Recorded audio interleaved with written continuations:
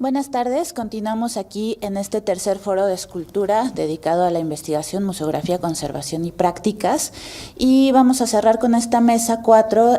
Todas las mesas han estado sumamente interesantes, hemos podido conocer las distintas prácticas de la escultura desde muchas perspectivas dentro de museos, y ahora nos va a tocar más bien conocer un poco más en torno a la escultura pública, pues sobre todo particularmente escultura que también se encuentra dentro de espacios llamados jardines, en espacios públicos como Chapultepec. Entonces vamos a iniciar, le voy a dar la palabra a Rodolfo Salmerón, pero me voy a permitir primero leer su semblanza muy rápidamente para que podamos ya adentrarnos en el tema de lo que él nos va a hablar. Rodolfo Salmerón es licenciado en Artes Visuales por la Universidad Veracruzana, ha cursado seminarios de museografía, diplomados en pintura y talleres de creación y técnicas plásticas. Actualmente cursa la maestría en Gestión Cultural por la Ibero en Puebla, encaminando su proyecto de investigación a la divulgación de la ciencia y la educación ambiental a través del arte. En su producción hace énfasis en los medios textiles, la pintura y la estampa. Su obra explora y problematiza sobre sus estados emocionales, el territorio, el cuerpo y la identidad. Su trabajo se ha presentado en diferentes estados del país como Veracruz, Aguascalientes, Puebla, Morelos, Michoacán, Chiapas, Estado de México, Ciudad de México y Tlaxcala, y en países como Inglaterra, Rusia, Bulgaria, España, Francia y Sudáfrica como parte de exposiciones individuales y colectivas, certámenes y bienales de arte. Además de ser artista visual, en 2017 ingresó al Instituto Veracruzano de Cultura, ahora Secretaría de Cultura de Veracruz, y desde 1919 dirige el Jardín de las Esculturas de Jalapa, donde ha fortalecido la vocación del recinto mediante acciones para la conservación y difusión de su acervo escultórico y la generación de un programa de exposiciones y eventos culturales que vinculan la ciencia, el arte y la naturaleza. Asimismo, es coordinador de la Bienal de Arte de Veracruz, proyecto que impulsa la Secretaría de Cultura de Veracruz, con apoyo de la Secretaría de Cultura del Gobierno de México de 2020 hasta la actualidad. Bueno, pues Rodolfo, muchísimas gracias por acompañarnos y bueno, tu trayectoria impresionante. Adelante, te damos la palabra. Muchas gracias. Muy buena tarde. Agradezco antes que nada la invitación a participar en este foro. Ya no me encuentro dirigiendo el Jardín de las Esculturas, concluí mi administración en el 2024, sin embargo continúo dentro de la institución, ahora dirigiendo la Pinacoteca Diego Rivera, que también es uno de los recintos de la SECVER, y pues siempre me da mucho gusto poder platicar del jardín porque es uno de los, creo, recintos más bellos de nuestra Secretaría. Y fue una de las etapas más gratificantes dentro de mi desarrollo como gestor cultural, como servidor público y también como artista y persona. Por lo anterior voy a permitirles leer este texto que preparé. Y bueno, antes que nada agradecer a la doctora Favela por la invitación y también a las personas que conforman esta mesa. Muchas gracias. Bueno, el Jardín de las Esculturas de Jalapa, como mencionaba, es un recinto que pertenece a la Secretaría de Cultura de Veracruz, dedicado a la conservación, promoción y difusión de arte tridimensional. Fundado el 23 de noviembre de 1998, el JEX, como le llamamos, se originó gracias a una iniciativa del entonces Instituto Veracruzano de la Cultura y gracias a las generosas donaciones de un grupo de artistas radicados en la ciudad de Jalapa. Manuel Velázquez, quien fuera su primer director, las ceramistas Leonora Anaya, Rocío Sagaón, Elsa Naveda, Teresa Gómez, Margarita Cházaro, los ceramistas Roberto Rodríguez y Javier Cervantes, escultores que donaron obras en piedra como Hiroyuki Okumura, Ribichi Yahagi, Adalberto Bonilla y Juan Enrique Martínez Zárate, y Rafael Villar, quien aportó una pieza en bronce y se convirtió respectivamente en su segundo director. Así, este se consolidó como un espacio museístico de carácter público. Su particular ubicación en la avenida Rafael Murillo Vidal, con conexión directa a la Reserva Ecológica El Tejar Garnica, le otorga una identidad única que permite fortalecer su relación entre arte y naturaleza tan característica. Desde su fundación, el JEX ha cumplido su vocación, preservar, difundir el arte a través de su acervo de exposiciones temporales, programas de formación de públicos y actividades culturales. Su colección actualmente está conformada por más de 80 esculturas de mediano y gran formato y cuenta con espacios destinados a la exhibición, creación y el aprendizaje artístico, tales como su galería principal y también su sala de usos múltiples, Bromelia. Durante mi gestión establecimos diferentes programas permanentes, encuentros, festivales y jornadas para la formación y recreación de la ciudadanía, garantizando la participación, el acceso y el disfrute de bienes y servicios culturales como un derecho humano y universal para el bienestar y desarrollo. Identificamos, pues, nuestra labor como un acto de creación de momentos, de espacios en comunidad, fortaleciendo el intercambio, la convivencia y el compromiso con el diálogo, la imaginación y el reconocimiento a partir de los patrimonios artísticos, en última instancia como una forma de construir puentes hacia la paz. Así, para las acciones realizadas en el Jardín de las Esculturas durante 2019 y 2024, en torno a su colección, consideramos 4 ejes fundamentales: regularización, conservación, adquisición y difusión. Dichas acciones fueron parte de un esfuerzo integral en cadena para dignificar, salvaguardar y promover el patrimonio escultórico de las y los veracruzanos que habita en este jardín. Estas son algunas imágenes, pues en general del recinto, de las exposiciones, del público. Bueno, en primer lugar, porque durante muchos años la colección escultórica del JEX se encontraba en un segundo plano, nos dimos a la tarea de voltear a verla y también de hablar de ella, enfocar esfuerzos en su mantenimiento y sumergirnos en su archivo para atender temas administrativos fundamentales. Cabe aclarar que al llegar al recinto noté que en los bienes activos aparecían más obras de las que realmente estaban en el espacio. Con el paso del tiempo, algunas esculturas se fueron desintegrando, especialmente aquellas realizadas con materiales orgánicos como madera, carbón o textil. Otras obras más sufrieron daños por agentes externos como las condiciones climatológicas, biológicas o algunos accidentes. Dado el contexto natural del recinto, para esclarecer esta situación, realizamos dictámenes, actas y los procesos administrativos necesarios, descubriendo que en lugar de 81 obras registradas, en realidad el acervo contaba con 75 piezas.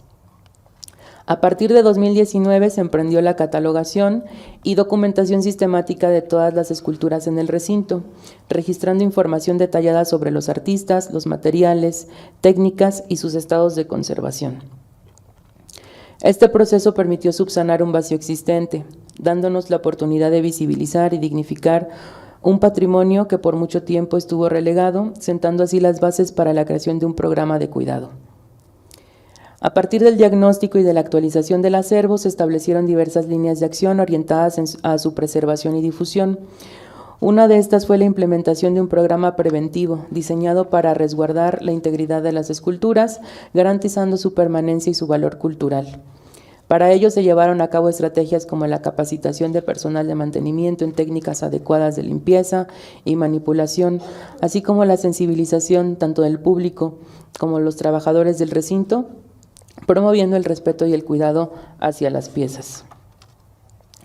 Como parte de lo anterior, se estructuró un esquema de conservación basado en niveles de intervención que permitió abordar las necesidades específicas de cada obra a partir de su estado.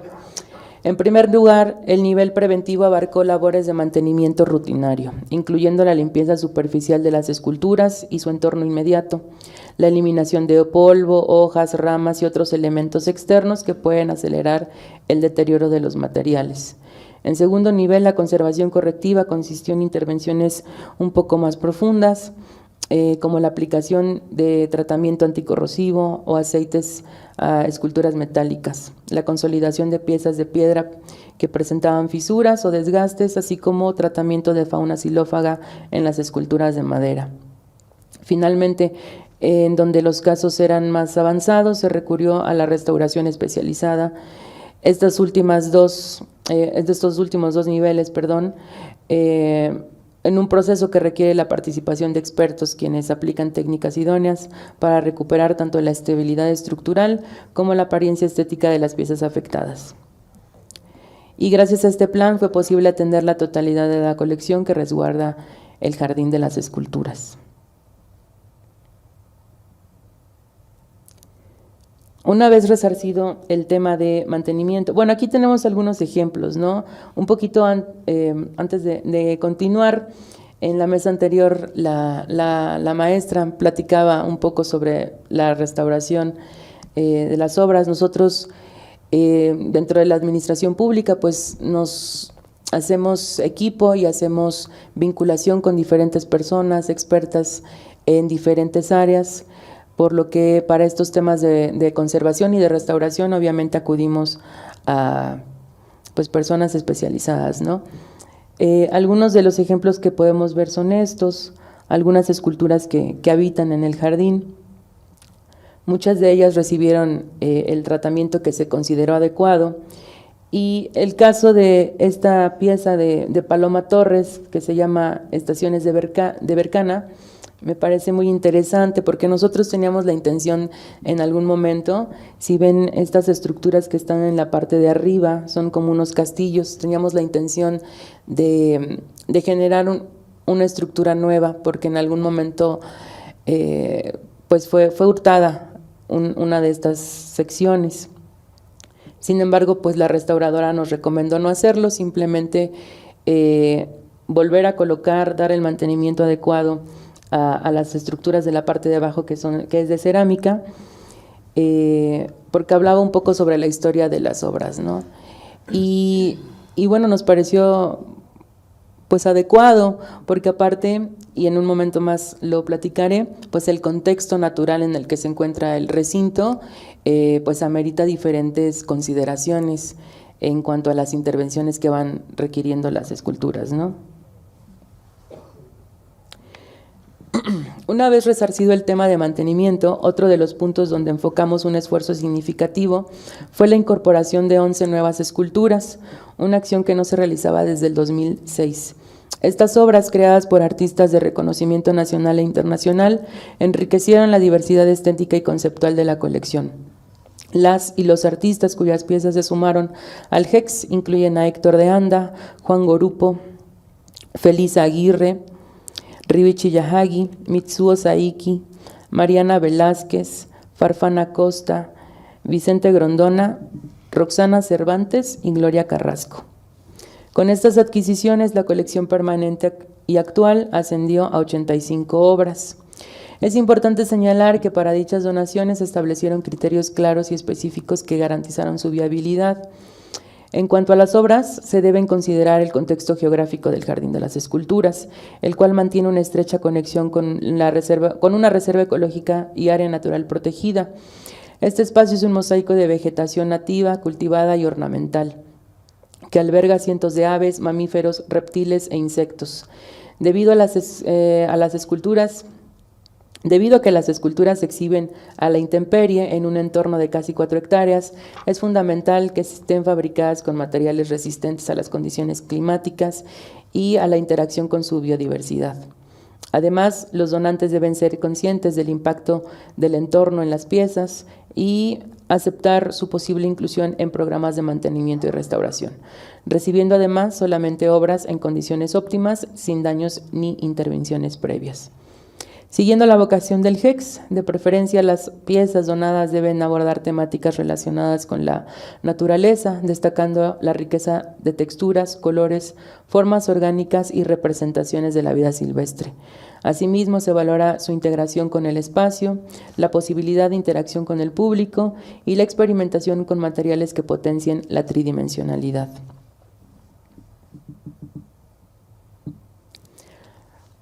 Todas estas acciones que menciono permitieron que de manera paralela se generaran estrategias para la difusión y promoción de los habitantes escultóricos a través de diversos medios y contenidos diseñados para ampliar su alcance, con el objetivo de visibilizar el acervo y acercar a distintos públicos Se desarrollaron materiales de divulgación que no solo fortalecieron la identidad del espacio, sino que también facilitaron el acceso a la colección mediante herramientas interactivas e inclusivas. Entre las estrategias implementadas destaca la producción de cápsulas de video dedicadas a las esculturas y sus materiales, brindando un panorama completo sobre las piezas y sus procesos de producción. Asimismo, se elaboraron videorecorridos con interpretación de lengua de señas mexicana, garantizando el acceso a personas con discapacidad auditiva y promoviendo la inclusión dentro del recinto. Para reforzar la conexión con los artistas, se realizaron entrevistas a creadores vinculados al acervo, generando testimonios de primera mano sobre la importancia del HEX como un espacio de exhibición y conservación de arte tridimensional. A esto se suma la creación de un mapa interactivo del jardín que facilita la exploración del espacio y permite a los visitantes conocer la ubicación y características de cada escultura. Pensando en las nuevas generaciones, se desarrolló material didáctico orientado a las infancias con recursos lúdicos que permiten un acercamiento accesible y creativo. Además de implementar programas en redes sociales como la pieza del mes y presenciales como visitas guiadas y recorridos, así como la incorporación del acervo en diversas actividades dentro de la programación del jardín. Como resultado de todas estas iniciativas se llevó a cabo la publicación impresa y digital del primer catálogo del acervo escultórico del Jardín de las Esculturas para celebrar sus primeros 25 años de vida en el año del 2023, un documento histórico que da cuenta del trabajo realizado a lo largo de 5 años de regularización, conservación, adquisición y difusión de su colección. Esta publicación representa un referente documental en la historia del recinto, fortaleciendo su vocación y proyección como un espacio museístico vivo, en constante crecimiento y comprometido con la preservación y divulgación de los patrimonios que nos dan identidad. Y bueno, voy a finalizar mi intervención compartiendo el texto de presentación de este catálogo. El mundo es un jardín, 25 años del Jardín de las Esculturas de Jalapa. Da cuenta de la vida que ha transcurrido en este paraíso donde fluye la naturaleza cambiante.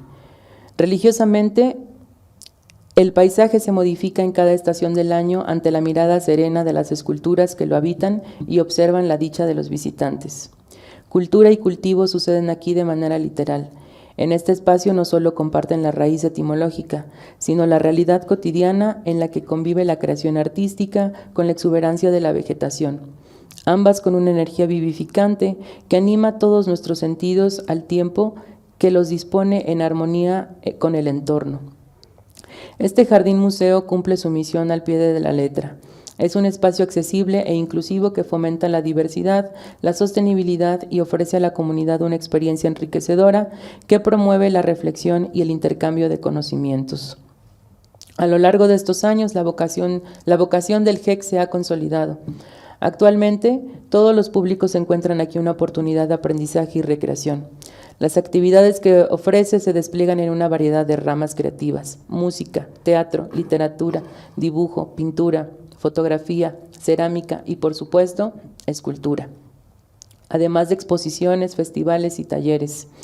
Gracias a la suma de esfuerzos institucionales y a la entusiasta y generosa participación de la comunidad artística y científica, se han nutrido programas permanentes como Arte y Creatividad, un jardín incluyente, noches de museos, sábados de concierto, jornadas artísticas y recreativas en conmemoración del Día del Árbol, ferias de la cerámica, Día de la Niñez que Baila, el Festival Junio con Ambiente, en coordinación con Radio Televisión de Veracruz, el Encuentro de Gráfica Trazos Comunes en colaboración con la Facultad de Artes Plásticas de la Universidad Veracruzana, entre otros.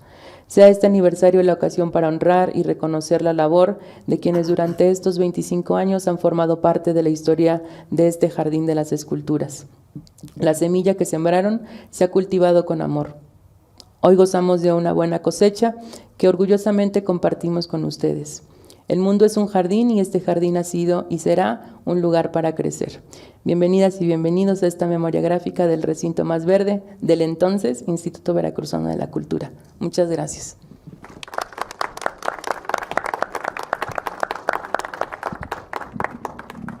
Muchísimas gracias, Rodolfo. Seguramente vamos a retomar en el momento que toquen los comentarios y las preguntas. Vamos a seguir retomando estos aspectos de prácticas, de restauración y de curaduría, porque creo que también nos surgen algunas preguntas sobre cómo se fue decidiendo y cómo fuiste tú trabajando y abordando cada aspecto, que ahorita que nos cuentas más es interesante saber la integración también de otro tipo de prácticas, ¿no?, dentro del propio jardín. Muchas gracias. Bueno, pues vamos a continuar con nuestra mesa. A continuación les quiero presentar a la maestra Natalia Polak. Ella tiene una trayectoria amplísima. Actualmente es directora del Museo de Arte Moderno. Y voy a leer un poco de su semblanza para darle paso a la palabra inmediatamente. Y bueno, Natalia Polak Bianchi es directora del Museo de Arte Moderno en México, cargo que ocupa desde febrero de 1919. Tiene una licencia 2019. Tiene una licenciatura en Historia del Arte por la Universidad Iberoamericana, de la cual se graduó con mención honorífica por su tesis. Cursó la maestría en Historia del Arte de la Universidad Nacional Autónoma de México, realizó un programa de especialización en la Royal Academy of Arts and Christie's Education en Londres, así como varios cursos de certificación en arte y gestión cultural. Ha trabajado en diferentes museos y ha ocupado diversos cargos estratégicos y de gestión en instituciones de artes públicas y privadas en México. Coordinadora de la Fototeca del Museo Nacional de Arte, coordinadora de programas artísticos de la Coordinación de Animación Cultural de Conaculta, directora de apoyo de desarrollo artístico del Fondo Nacional para la Cultura y las Artes, responsable del programa de recaudación de fondos en Casa Guavi, subdirectora de Coordinación Nacional de Artes Visuales del IMBAL, entre otras muchas, con las cuales pues ya conocemos también mucho de su trayectoria. Seguramente muchos de ustedes ya también la han encontrado en algún momento de su trayectoria. Como directora del MAM, asumió el desafío de dirigir la remodelación total del museo bajo una visión de inclusión y perspectiva de género. Durante su gestión al frente del Museo de Arte Moderno, se llevó a cabo una inversión histórica de mejoramiento en la infraestructura del museo, lo cual permitió fortalecer un espacio de encuentro, diálogo, reflexión, respeto y conocimiento. Destaca la labor por el rescate del archivo histórico del museo, el cual fue clasificado y catalogado, obteniendo el reconocimiento por el Archivo General de la Nación como Archivo Histórico de la Nación. Al frente del MAM procuró curadurías novedosas, seguramente ya han visto muchas de ellas también, que muchas felicidades porque me encanta visitar el MAM cada vez que puedo. A través de su gestión en el MAM recibió la mención honorífica por parte de Ibermuseos como un espacio público inclusivo que favorece la integración social mediante los recorridos por sus exposiciones, el Jardín Escultórico, del cual también nos va a platicar más, y el Centro Documental, así como las actividades de convivencia a través de talleres, mesas redondas, visitas guiadas y múltiples actividades de mediación, respondiendo a las diferentes necesidades y requerimientos cognitivos, físicos, motrices y emocionales de los públicos visitantes. Pues adelante, Natalia, muchas gracias. Muchas gracias. Antes que nada, una disculpa que llegué un poquito tarde, estaba el tráfico medio pesado, pero bueno, ya estamos acá. Todos han ido al Museo de Arte Moderno, supongo. ¿Hay alguien que no conoce el museo? Ay, qué bueno, porque luego voy a pláticas y hay gente que no lo conoce. Bueno, y también la pregunta, luego pregunto, ¿han ido al Museo de Arte Moderno? Y me responden que pues fueron alguna vez a una visita en la primaria. ¿Han ido últimamente al museo? Sí, bueno, entonces todos medio conocen pues lo que hemos hecho con el jardín. Qué bueno, ahorita se los voy a platicar más a detalle. Bueno, pues como saben, el Museo de Arte Moderno forma parte de la red de museos del Instituto Nacional de Bellas Artes, que a la vez somos un órgano desconcentrado de la Secretaría de Cultura. Esta red de museos está conformado por 19 recintos en el país, y destacan los museos más importantes de la Ciudad de México.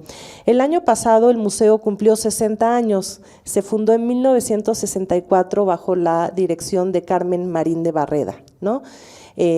Como saben también fue construido, diseñado por Pedro Ramírez Vázquez y Rafael Mijares, y se diseñaron los edificios. Era un proyecto muy ambicioso en una superficie de 28,000 metros cuadrados. Se hicieron más bien 2 edificios, que es el edificio principal, que cuenta con 4 galerías grandes, 4 salas de exhibición, una sala pequeña que recuperamos para fotografía, que hoy en día ya es la sala Manuel Álvarez Bravo, con la idea de que siempre haya expuesta fotografía en el museo, derivado de pues el acervo más importante de fotografía que llegó en 1973 con una compra por el Instituto Nacional de Bellas Artes y Literatura a don Manuel Álvarez Bravo, y después él mismo hizo una donación de sus obras, de su colección, y a partir de esa compra y donación el acervo tiene la colección del museo tiene un acervo importante de fotografía. Entonces se hizo este primer edificio principal, se hizo un segundo edificio donde está es el edificio Gamboa, Fernando Gamboa, donde está la biblioteca, el archivo histórico y todo el área de servicios educativos, y quedaron pendientes en esta extensión de terreno un edificio para oficinas y un edificio para un auditorio. Quedaron pendientes y siguen pendientes. Entonces, cuando se funda el museo, se hacen estos 2 edificios en el terreno, y queda un jardín, y en un principio se había invitado no sé si se acuerdan que había una florería muy, muy elegante, Matsumoto, de un japonés. Se invita a Matsumoto, al señor Matsumoto, a que hiciera el diseño del jardín escultórico. Eso nunca sucede y queda en un proyecto. Entonces el museo ocupaba un terreno muy grande, tenía 2 edificios y un jardín que todavía no era jardín escultórico. Los antecedentes, por supuesto, hubo una primera bienal de escultura en México. En 1962 fue la primera escultura, la primera Bienal de Escultura, bajo las categorías de escultura libre, integrada y monumental urbana. Queda desierto el concurso, esta bienal, y solo se le da una mención honorífica a Manuel Felgueres por este mural de hierro que había en el Cine Diana, que después, unos años después, se exhibió en el MUAC, se lo llevaron, no sé si tuvieron oportunidad de ver, no sé si fue la exposición de discrepancias, no recuerdo. Desafío, pero bueno, es un primer antecedente con la escultura. Se hace esa primera bienal en el 62, en el 64 se hace el museo y se hace la segunda Bienal de Escultura, y la sede para ciertas categorías es el Museo de Arte Moderno. Ahí queda Herbert Hoffmann, gana el primer lugar con una medalla de oro por una celosía de hierro en la fachada del edificio de Nacional Financiera. Y algunas obras a partir de la segunda Bienal en el 64, con sede en el Museo de Arte Moderno, algunas obras se empiezan a quedar en el museo, que años después empieza a ser un lío porque pues llegaban los escultores, dejaban sus obras y pasaba un año, no iban por ellas, se quedaban, y entonces se tuvo que ir regularizando todo el estatus de la procedencia de las obras y como parte del acervo. Pero bueno, les estoy tratando de dar de manera muy general cómo fueron llegando las esculturas y cómo se hizo el jardín escultórico del museo. Entonces se hace esta segunda Bienal en el 64, gana Herbert Hoffmann, y la tercera Bienal en el 67 también sede el Museo de Arte Moderno con estas 3 categorías que habían. Gana Ángela Gurría con una celosía también de hierro forjado en la fábrica de billetes del Banco de México. No sé si vieron la exposición de Ángela Gurría que hubo en el Palacio, preciosa. Ahí también sacamos del jardín, no sé si se acuerdan de esta pieza grande de mármol, La Nube, que forma parte de nuestro acervo y estuvo presente La Nube y el aguaje, paréntesis cultural. En esta tercera Bienal del 67, también participa, gana Oliver Seguín con una obra titulada Silencio, que no la tenemos en el museo, pero sí tenemos obra de Oliver, y Takagashi. En esa época, muchos japoneses viviendo en México y el jardín tiene bastante obra de artistas japoneses, Kyoto Ota también, y de hecho otro paréntesis cultural o más bien anuncio es que vamos a tener a partir del 20 de marzo una exposición de Kazuya Sakai en el museo. Una selección es algo muy sencillo, son 7 obras de nuestro acervo en la sala Gamboa. Estas obras fueron inspiradas en música y más bien lo propusimos como un espacio contemplativo, de descanso, en donde pues, vamos a poner unos cojines al piso, la música, y te puedes como sentar a contemplar las obras, las pinturas, pero quitamos todas las mamparas que tapan la vista al jardín, para que también desde la sala puedas estar muy cómodamente observando el jardín desde la sala, sentado en un puff, oyendo música. Bueno, esto pasó en la tercera Bienal, en el 67, y se hace una cuarta Bienal en el 69.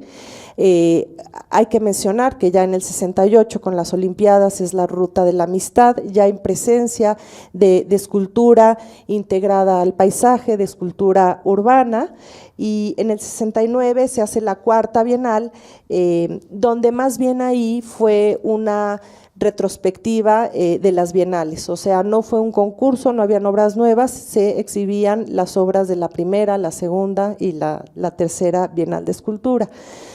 Y se fueron quedando las obras en el jardín, en un jardín plano, y fue hasta con Helen Escobedo que ella decide invitar a alguien para pensar en un jardín escultórico.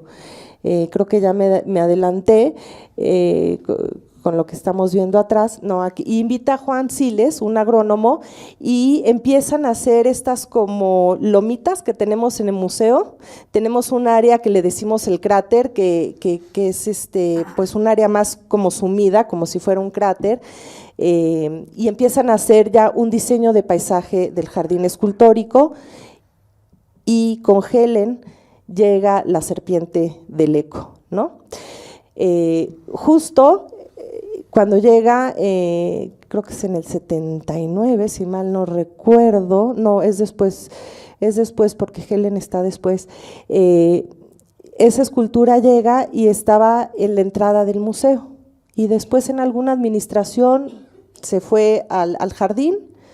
Y cuando yo llego en el 2019 digo, ¿pero dónde está la serpiente del eco? No, pues está allá atrás, la pobre serpiente del eco estaba en el jardín en bastante mal estado de conservación, y entre todo lo que hicimos del jardín, que ahora se los voy a contar, regresamos la serpiente del eco para recibir a los visitantes a la entrada del museo, junto con Río Papaloapan de Ángela Gurría, que así estaban en los años que Helen estuvo al frente del museo. Bueno, pues a Helen le debemos realmente el diseño del jardín escultórico del museo, y hoy les voy a dar así como datos. El jardín son 17.500 metros de áreas verdes, metros cuadrados de áreas verdes. Actualmente tenemos 84 esculturas de gran formato, 42 de hombre, 19 de mujeres, y se conforma por una diversidad de propuestas y soluciones formales, abstracto, ejercicios constructivistas, figuración expresionista, renovación de tomas regionales, reformulación de los volúmenes masivos, y heredados por supuesto de la tradición prehispánica. y con gran variedad de técnicas, metal, talla, bronce, lámina, piedra, hierro. En 2021 es cuando inicia el proyecto Chapultepec Naturaleza y Cultura, y ahí tuvimos la oportunidad de hacer pues toda una lista de necesidades del museo, y para mí era de vital importancia hacer algo con el jardín. Realmente estaba en muy malas condiciones, o sea, tú hacia un lado no querías ir, y menos en la noche porque te daba miedo que te pasara algo, lo digo de broma, pero pues la verdad es que estaba en muy malas condiciones. Tú entrabas al jardín, entrabas al museo, y del lado izquierdo ya empieza el jardín del museo, había una reja que no te permitía acceder de manera libre al jardín. Tenías que entrar al museo, pagar tu boleto, salir por el edificio principal y disfrutar del museo. Desde el planteamiento de mirar un jardín accesible e inclusivo, empezamos desde la puerta. Había una puerta muy chiquita a la entrada de Reforma. En realidad todo el mundo, toda la gente que entraba caminando, entraba por el estacionamiento, y había una entrada peatonal muy pequeña. Entonces desde ahí hicimos una puerta mucho más grande, que es reflejo de la entrada o va en paralelo a la entrada del edificio. Hicimos una puerta grande de doble tamaño, y ahí empieza el replanteamiento del recorrido del jardín, desde la entrada peatonal desde Reforma, con un acceso más grande. Del lado derecho tenemos el estacionamiento, entonces pues era muy feo entrar al museo y ver un estacionamiento. Pusimos un muro verde de plantas, por lo menos para dividir visualmente la entrada del museo, y que tú llegaras al museo, vieras el edificio de fondo, las esculturas que te reciben, y no tuvieras siempre el estacionamiento aquí al lado. Aparte, por un tema de seguridad, pues si hay un niño corriendo se puede ir muy fácil al estacionamiento. Entonces pusimos este muro verde. También nos dimos cuenta que no había dónde sentarse, pusimos bancas, y quitamos del lado izquierdo esa reja que no te permitía circular. Se restauraron 35 esculturas, estaban en muy mal estado. Este es el mapa. Se hizo una restauración de 35 esculturas, inclusive todavía una de los escultores se acercaban. Una anécdota es que llegó Benjamín, uno de los escultores de estos triángulos, pues eran blancos, y entonces llegó muy molesto y me dice: maestra, es que yo no sé quién los puso blancos, si eran de colores, cada triángulo era un color primario, no sé en qué momento se hicieron blancos. Les recuperamos su color, nos dijo exactamente qué colores, hicimos todo. Se hizo con el CENCROPAM, el Centro Nacional de Conservación de Patrimonio Artístico y Mueble del Instituto, se hicieron todas las intervenciones, recuperamos los colores. Todavía llegó a principios de ese diciembre a sacarse fotos con su familia, y fallece a fines de diciembre, pero él vio su obra recuperada con los colores originales. Entonces recuperamos 35 esculturas. Otra anécdota muy linda es que hay una escultura de bronce enorme que se llama La Máquina Enamorada, de Ana Pellicer, y estaba también ahí en una esquinita en la sombra, y vino Ana a visitarnos y me dijo con las lágrimas en los ojos: ¿por qué está mi escultura en la sombra si es un reloj de sol? Tiene que estar en el sol. Y le pusieron una base de mármol negro horrorosa, por favor hagan algo. Y le dije: le prometo que vamos a hacer algo. Movimos la escultura a una zona soleada, le quitamos esa base de mármol negra, y llegó la maestra y me dijo: ahora sí me puedo morir en paz. Le digo: ay, no, espérese, no se muera todavía, vamos a disfrutar de esta escultura. Obi de Jersúa, que todos la conocen, está ahí en la presentación. Esta también escultura de cobre, que la gente me decía: pero no era negra. No, pues era de cobre, lo que pasa que sí, hacía muchos años no se limpiaba. Entonces, restauramos 35 esculturas, incluimos un camino podotáctil para que las personas ciegas o con debilidad visual puedan hacer sus recorridos autónomos con su bastón, y también hicimos una revisión de las fichas técnicas. Eran unas fichas chiquititas ahí enterradas que te tenías que agachar para poder leer. Hicimos un replanteamiento de las fichas técnicas y en un formato mucho más cómodo, que son unos pedestales que puedes leer, no te tienes que agachar, que están en braille, están en español, y a través de un código QR puedes descargar la aplicación para verlas en lengua de señas mexicanas y en lectura fácil para personas con autismo o que no están familiarizadas con temas de arte. Todo esto, a lo que voy es que lo hicimos acompañado. El tema de restauración de las esculturas lo hicimos de la mano con cada uno de los artistas vivos. Erzúa nos dio las recomendaciones de cómo teníamos que limpiarla, qué tipo de materiales teníamos que usar, qué tipo, ¿no? Por ejemplo, nos decía, es que mi escultura la tienen que limpiar con un… no sé cómo decirlo, pero bueno, con un líquido que viene de Alemania, y fuimos y conseguimos el líquido que decía el maestro Erzúa para que quedara perfecto. Y con Benjamín, no, de que mis esculturas no eran blancas sino de colores, y de la mano de él vimos los colores.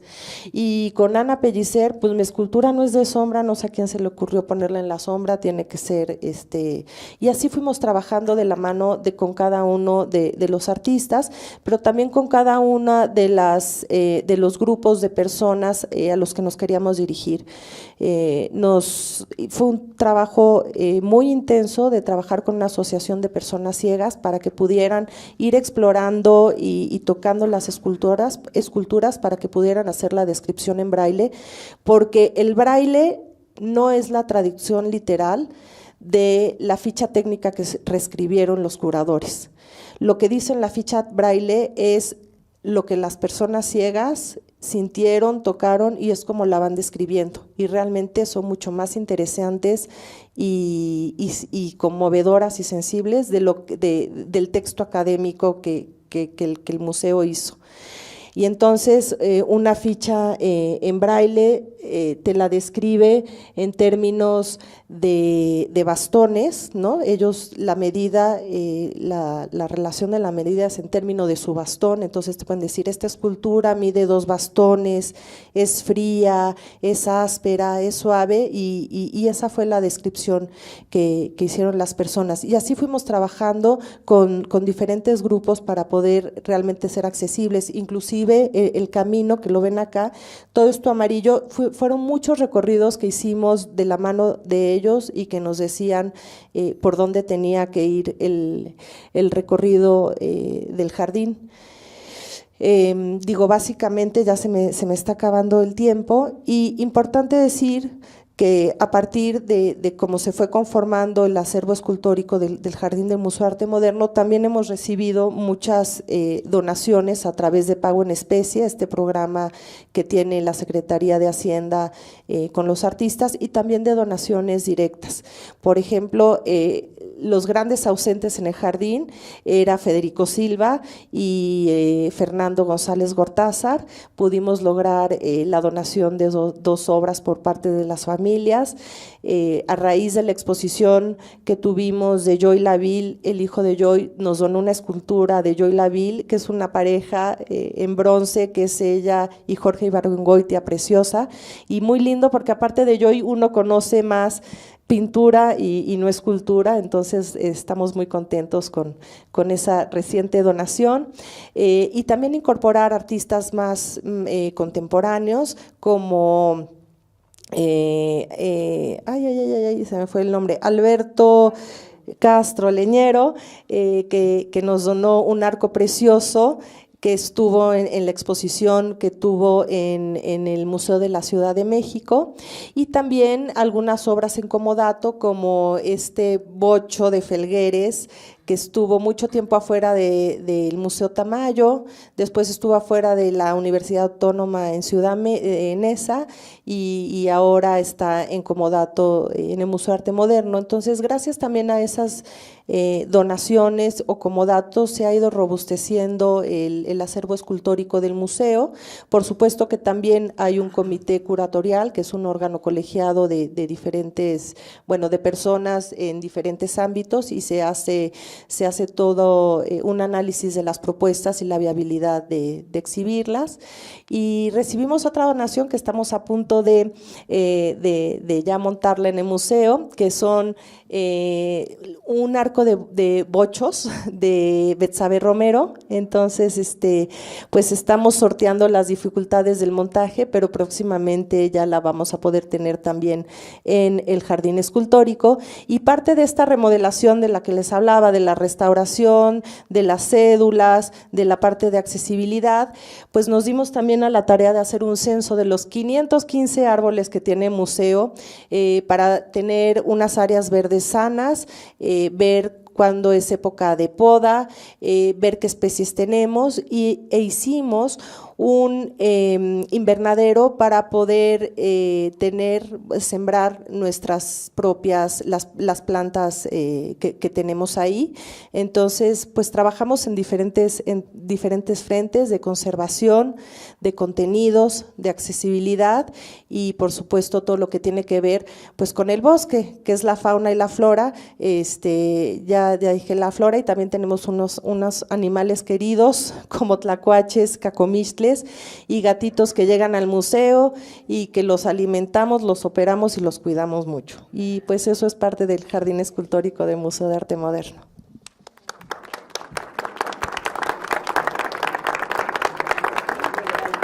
Pues muchísimas gracias, Natalia. La verdad es que a mí me sirve mucho también entender un poco todo este contexto y el trabajo que han realizado tú y tu equipo, que pues además resulta maravilloso porque también a mí me tocó participar en la exposición de Alberto Castro Leñero y fue todo un reto desde sacar la escultura del museo y luego regresarla también, llevarla al museo y bueno, hacer toda la parte de trabajo también curatorial y museográfico.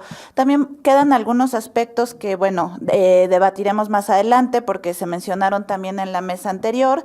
Todo esto que tiene que ver con la regularización de las donaciones, ¿no? Las adquisiciones que pasa en todos los recintos culturales y creo que desde el año 2019 más o menos también nos ha tocado vivirlo de cómo lo estamos llevando a cabo, ver qué obras tenemos, cómo llegaron, porque los artistas y donadores pues son muy entusiastas, ¿no? De darnos sus acervos, de dar de que se puedan revisar y ver también tanto en los centros de investigación, y a veces estas cosas no quedan del todo también regularizadas. Entonces también un trabajo sumamente importante el que se tiene que hacer cuando ya se hace una revisión profunda como el que hicieron para el jardín, ¿no? Muchas gracias. Vamos a darle la palabra por último de esta maravillosa mesa que también estamos teniendo. Todas han sido sumamente interesantes y vamos a seguir hablando también de escultura en espacios públicos, ahora ya un poco fuera de museos o de también centros culturales. Rodrigo, además, bueno, es muy entusiasta participador de las actividades que tenemos en el CENIDIAP, entonces también le agradecemos mucho que haya aceptado la invitación. Voy a leer un poco de su semblanza. Rodrigo Torres Ramos es arquitecto, investigador, curador, cuyo trabajo profundiza en las complejas intersecciones entre arte y la arquitectura en el contexto de la modernidad mexicana, con un énfasis particular en la primera mitad del siglo XX. Sus contribuciones académicas han encontrado espacio en revistas académicas como Bitácora Arquitectura y ha sido ponente en diversos foros nacionales e internacionales sobre arquitectura y arte moderno. Entre estos eventos se incluyen actividades organizadas por instituciones como la Facultad de Arquitectura de la UNAM, el CENIDIAP, el CIAP en Argentina y el International Sculpture Center en Estados Unidos. Su experiencia en el ámbito museal abarca diversos roles como curador, museógrafo, jefe de departamento de educación e investigador invitado en instituciones públicas, tales como el Centro Cultural Universitario Tlatelolco, el Museo Tamayo, la Sala de Arte Público Siqueiros y el Museo Estudio de Diego Rivera y Frida Kahlo. Rodrigo también ha aportado su experiencia a numerosos proyectos curatoriales y museográficos en galerías privadas y espacios independientes, y es fundador y director de Mirador Tlatelolco, un espacio de exhibición independiente centrado en la investigación y exhibición de las intersecciones entre el arte, el diseño y la arquitectura. Es egresado de la carrera de Arquitectura por la Facultad de Arquitectura de la UNAM en 2019 y egresado en Gestión de Proyectos Museales por la Facultad también de Arquitectura de la UNAM en 2022. Pues muchas gracias, Rodrigo, y adelante. Bueno, muchas gracias por la presentación y sobre todo por la invitación que me han hecho. Esta es creo que la segunda vez que participo en el foro y agradezco inmensamente que haya estos espacios para socializar procesos, investigaciones y como para juntarnos y platicar un rato. Entonces, bueno, a diferencia de las dos presentaciones anteriores que hablaban justamente como de esculturas que habitan un espacio de alguna forma como cerrado, contenido, protegido, la que yo preparé para el día de hoy tiene que ver con una serie de esculturas que están distribuidas en el bosque de Chapultepec, algunas en resguardo por el INAH y otras más sujetas pues a la intemperie y a lo que sea que suceda en el espacio público. Y bueno, como realmente la escultura o las esculturas de Chapultepec son inabarcables, yo centré una investigación en 4 casos de estudio que bueno, voy a leer un texto porque si no yo me puedo ir de corrido 40 minutos. La presentación se llama Paisajes de Modernidad, Escultura Pública en Chapultepec y empezamos. Poblado por chapulines, ahuehuetes, fresnos y truenos, el bosque de Chapultepec puede entenderse también como uno de los jardines escultóricos más importantes de la Ciudad de México. A lo largo de sus senderos y claros, innumerables esculturas de piedra, bronce y concreto conviven con los visitantes, estableciendo un diálogo entre arte, historia y espacio público. A través de estas piezas, Chapultepec no solo ofrece un respiro natural en el tejido urbano, sino que también funciona como un museo al aire libre donde se materializan distintas visiones de identidad y memoria colectiva. Para acotar la amplitud de este repertorio, la presente investigación se centra en 4 proyectos que comparten 2 características fundamentales.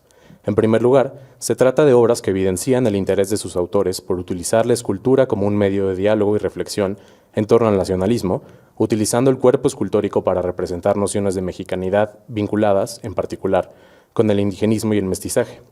En segundo lugar, los 4 casos de estudio fueron producto de un trabajo colaborativo, en distintos grados, entre obreros altamente especializados como canteros, albañiles y fundidores, junto con escultores y arquitectos. Este hecho subraya la dimensión colectiva del arte público, concebido a partir de la integración de técnicas y disciplinas diversas. A través del análisis de estas piezas, se busca comprender cómo la escultura pública en Chapultepec ha operado como un espacio de construcción ideológica y como un testimonio de la intersección entre arte y política en distintos momentos del siglo XX. La única pieza que escapa esta muy concisa categorización es justamente una de mis favoritas, que es el glifo toponímico de Chapultepec, realizado por Federico Canesi a petición de Pedro Ramírez Vázquez, y que está, digamos que hay diferentes de estos chapulines, sobre todo en las entradas de los museos, como el de arte moderno, el de antropología e historia, y bueno, que ahora están en un poco penoso estado de conservación. Entonces es también como un llamado a cuidar a los chapulines. En 1924, la Secretaría de Comunicaciones y Obras Públicas encomendó al arquitecto Luis MacGregor Ceballos el diseño de un monumento para la terraza poniente del castillo de Chapultepec, en lo que fuera el patio Juan de la Barrera del antiguo colegio militar. Para la producción del conjunto escultórico que habría de coronar la estructura arquitectónica, se convocó a un concurso cerrado entre los escultores Manuel Centurión, José Tobar e Ignacio Asúnzolo. El jurado, compuesto por los arquitectos Nicolás Mariscal, Roberto Álvarez Espinosa, Manuel Ituarte, José Gómez Echeverría y el propio MacGregor Ceballos, otorgó el primer premio a Asúnzolo, quien además de la ejecución de la obra recibiría un pago de 18,000 pesos. Los demás concursantes fueron compensados con 1,300 pesos por la presentación de sus anteproyectos. La obra debía ser concluida en un plazo de 3 meses, conforme a la petición del presidente Álvaro Obregón, quien deseaba verla finalizada antes de concluir su mandato. En consecuencia, el monumento fue entregado por el arquitecto, el escultor y el equipo de canteros, afiliados a la Asociación de Constructores Mexicanos, e inaugurado mediante un acto oficial por el general el 27 de noviembre del mismo año. En entrevista con Margarita Nelken, amiga cercana del escultor hasta sus últimos días, Asúnzolo recordaría la incredulidad de Obregón ante la posibilidad de completar la obra en tan breve tiempo, al punto de apostar 5,000 pesos a que no estaría lista para la fecha acordada. Una vez inaugurado, el escultor chihuahuense destinó el dinero de la apuesta a la compra de su primera casa familiar en la Ciudad de México. El cuerpo arquitectónico del monumento está compuesto por un basamento en forma de cono trunco,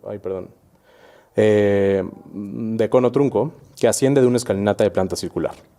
Dividida en 4 secciones simétricas, sobre la escalinata pero excéntricas del cuerpo principal, reposan 4 volúmenes geométricos que acusan una influencia egipcia, aunque reinterpretada en clave Art Deco por MacGregor. Este motivo encuentra paralelismos con el remate del edificio La Nacional, construido unos años después hacia finales de la década de los años 20. Alineados con los volúmenes geométricos, 4 efigies monumentales adosadas enfatizan la verticalidad del basamento. Altamente estilizadas, las figuras juveniles presentan rasgos indígenas y cuerpos semidesnudos, cubiertos únicamente por un manto a la cintura, y representan, según lo señalado a la crítica Nelken, abro cita, el sacrificio supremo, la desesperación en la defensa, la lucha desigual y la epopeya. Cierro cita. Coronando la estructura, una figura femenina representa a la patria. Su expresión de dolor es protegida por las alas extendidas de un águila mexicana y flanqueada por una penca de nopal. A sus pies, el cuerpo enroscado de Quetzalcóatl refuerza el imaginario nacionalista del conjunto. La totalidad del monumento fue tallado en piedra de chiluca, extraída de las canteras del Púlpito del Diablo. Hacia mediados del siglo XX, las autoridades de la Ciudad de México dirigieron su atención al bosque de Chapultepec con el propósito de impulsar proyectos de embellecimiento y decoración. Además de extensas labores de reforestación e introducción de nuevas especies, la producción escultórica fue elegida como una estrategia para dotar al parque de nuevos espacios destinados al disfrute de visitantes, tales como el Paseo de los Poetas o la transformación del Castillo de Chapultepec en el Museo Nacional de Historia. Como parte de estas intervenciones, se reservó un área en las faldas del Cerro de Chapultepec, al final de la antigua Avenida del Bosque, para la construcción de un monumento que rememora la gesta de los cadetes del heroico Colegio Militar frente a la invasión estadounidense. El concurso fue convocado en 1947, con un jurado integrado por José Vasconcelos, Vito Alessio Robles, Federico Ramos y Federico Mariscal. De forma anónima, 40 participantes enviaron sus propuestas bajo seudónimo, entre ellos el equipo conformado por el arquitecto Enrique Aragón Echegaray y el escultor poblano Ernesto Tamariz, quienes obtuvieron el primer lugar con el proyecto titulado Elevación. Al igual que en el presente, la creación de monumentos suscitaba debates en torno a las responsabilidades inherentes a la producción de arte público. Como gremio, el de los escultores modernos fue uno de menores posibilidades de realización y proyección, particularmente en comparación a la práctica muralista, y de forma similar, las propuestas y posicionamientos de estos agentes se encuentran registrados con menor frecuencia en los medios de época. Tal vez por ello resulta significativo que ante la posibilidad de la ejecución de una obra de tal importancia, tanto en su dimensión simbólica como monumental, como el altar de la patria, la conversación pública fuera de denuncia y señalamiento, y originada entre el grupo de escultores. Así, tras el fallo que reconoció al equipo de Aragón Echegaray y Tamariz como ganadores, distintos medios impresos dieron cuenta de la controversia bajo titulares como plagio descarado en el monumento a los niños héroes, un llamamiento no solamente a descalificar a los participantes, sino a la repetición del concurso. La acusación, formulada por el escultor colombiano Rodrigo Arenas Betancourt, quien para entonces no había tenido oportunidad de realizar proyectos de escala urbana o arquitectónica, señalaba peligrosas similitudes tanto en la concepción espacial como en la solución escultórica entre el proyecto ganador y la propuesta para un monumento a los cadetes caídos de Milán. La maqueta reproducida en este tipo de artículos permitía reconocer un conjunto compuesto por 12 columnas de mármol, coronadas por águilas y unidas en la base por un muro semicircular, así como 2 grupos escultóricos independientes, uno representativo de los cadetes y otro de la figura materna alegórica de Italia. El planteamiento arquitectónico del monumento en Chapultepec, por su parte, resolvió su composición mediante una sucesión de 6 columnas dispuestas sobre una planta de forma en hemiciclo, unidas en 2 grupos en su fuste por un murete del que brota agua y coronadas en su capitel por un, y es la palabra que usan, aguilucha y una flama monumental. Al centro del hemiciclo, y emplazado hacia el frente, el conjunto escultórico, elevado sobre un pedestal rectangular, está compuesto por una figura femenina que representa a la patria. Con un brazo sostiene el cuerpo inerte de un cadete y con el otro una rama de olivo, mientras que a su lado una efigie masculina porta la bandera de México utilizada durante la Primera República Federal. Realizado en su totalidad en mármol blanco, con remates en bronce en las columnas, el monumento, en comparación con otras producciones artísticas de la época, sean pictóricas o escultóricas, carece de referencias al pasado prehispánico tanto en su cuerpo arquitectónico como en la solución escultórica, distanciándose así de las representaciones nacionalistas predominantes para esta tipología de proyectos. Este hecho sería particularmente señalado por Arenas Betancourt, quien declaró, y abro cita: indudablemente que la plástica mexicana en los últimos años se ha definido como una realidad puramente americana, con formas propias y carácter muy peculiar. No obstante, la escultura, en parte, continúa aferrada a las viejas y mánidas fórmulas europeas, sin lograr desentrañar el espíritu popular y por ende indígena. Quizá esto ha ocurrido así porque el problema escultórico es mucho más complejo que toda vez que implica una conjunción armónica de escultura y arquitectura. Y esta conjunción no se ha podido lograr sin detrimento de una u otra. A veces sobre la escultura predomina la arquitectura o viceversa. Y la mayoría de las veces, una y otra están desoladas y convertidas en unidades aisladas e independientes. Pero es ya el tiempo de encauzar la creación escultórica por senderos más americanos, es decir, más nuestros. Es ya el momento de que la escultura, ante todo la escultura monumental, la escultura conmemorativa, tenga el mismo sabor autóctono de la pintura, sin perder naturalmente su valor universal. Solo de esta manera puede irrumpir el alma mexicana, americana, pura, incontaminada y en posesión de sus propios matices. Así que al pedir que se declare desierto el concurso por las causas enumeradas anteriormente, solo se ha buscado defender la plástica mexicana y la tradición escultórica misma. Cierro cita. Si bien la controversia detuvo parcialmente los trabajos, se planteó desde solicitar modificaciones al proyecto seleccionado hasta revocar el fallo. La construcción del altar a la patria inició hacia finales de 1951 y culminó con su inauguración en manos del presidente Miguel Alemán el 27 de noviembre del año siguiente.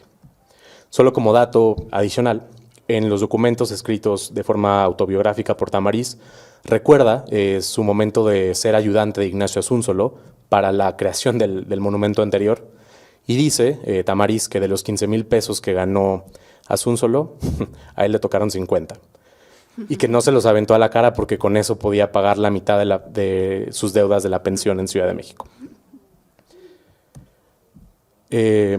A petición del regente del Departamento del Distrito Federal, Ernesto P. Uruchurtu, en 1955 se comisionaría a Luis Ortiz Monasterio la realización de la que él mismo consideraría la obra más importante de su carrera. Un monumento cuyo objeto estético sería, abro cita, exaltar la personalidad histórica del rey Nezahualcóyotl, pues la grandeza político-social de este gobernante es piedra angular en la cultura y civilización mexicana. Cierro cita. La fuente monumental de Nezahualcóyotl.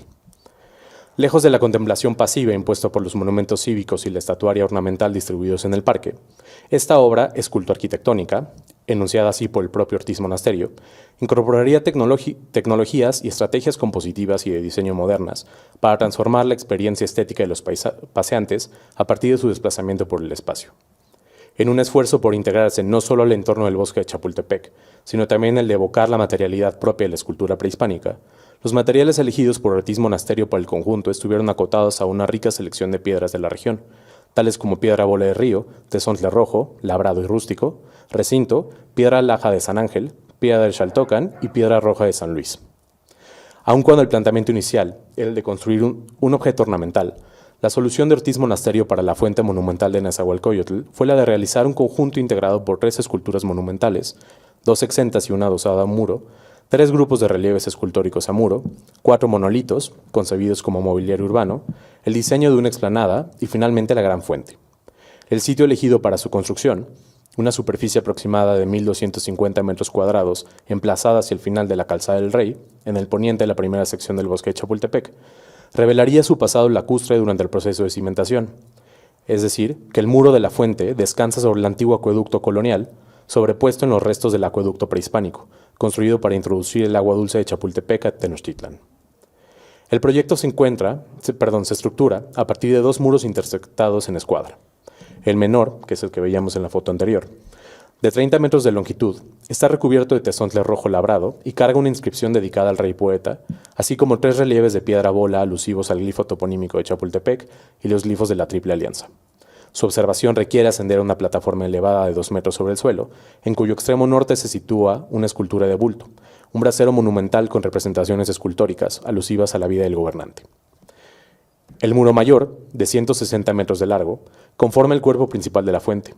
En él descansan 72 discos con glifos de los señoríos de la Triple Alianza y un arbotante en forma de cabeza de coyote. Interrumpido por contrafuertes de piedra de Xaltocan, el muro presenta 8 bajorrelieves que narran episodios clave en la vida del gobernante, desde su nacimiento hasta su muerte.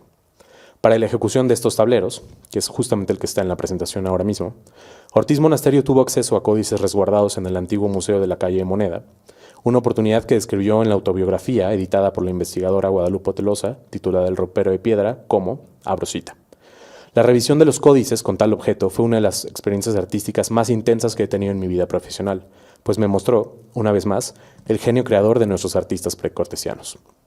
Si ustedes ven de cerca estas composiciones, verán que tienen un tratamiento prehispanizante, pero que retoman mucho de las estrategias compositivas que usaba el propio Ortiz Monasterio para las figuraciones escultóricas y para algunas piezas más pictóricas que existen.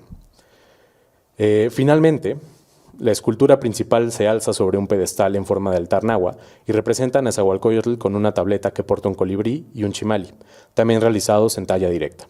Esta efigie mira hacia el dosel de bosque y está situada frente a un pavimento escultórico que reproduce el glifo alusivo al eclipse registrado en el Códice Borbónico. En la encrucijada de uno de los problemas teóricos más importantes de la polémica de la integración plástica, los alcances de la participación tanto de arquitectos y artistas, Ortiz Monasterio fue enfático en promover una visión de él como el único realizador de la obra, escultor al mismo tiempo que arquitecto, salvo por un pequeño equipo de canteros, al grado de considerar esta circunstancia como el factor que determinó el éxito del proyecto. Abro cita. La fuente de Nezahualcóyotl es, entre mis obras, la que mejor cumple con el criterio de integración plástica. En este caso está muy bien integrada la estructura con la arquitectura, porque yo proyecté ambas. Resulta más difícil ponerse de acuerdo cuando se depende del arquitecto. En los inicios de mi trabajo, de escultor urbano, prevalecía a veces el funcionalismo sobre la integración, lo cual me limitaba.